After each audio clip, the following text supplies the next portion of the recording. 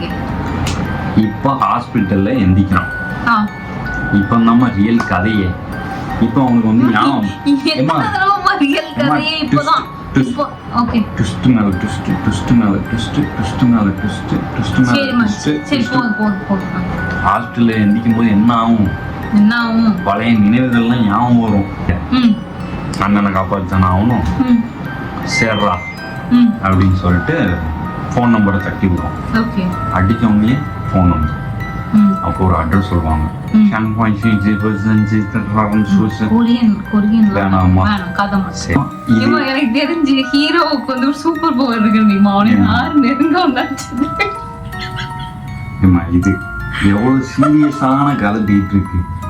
சரி சொல்லு அவன் செத்துருவான் இப்படியாம பேசுவான். சொல்லு அது இல்லைன்னா மட்டும் கதை கிளிகிளின்னு இருக்கு.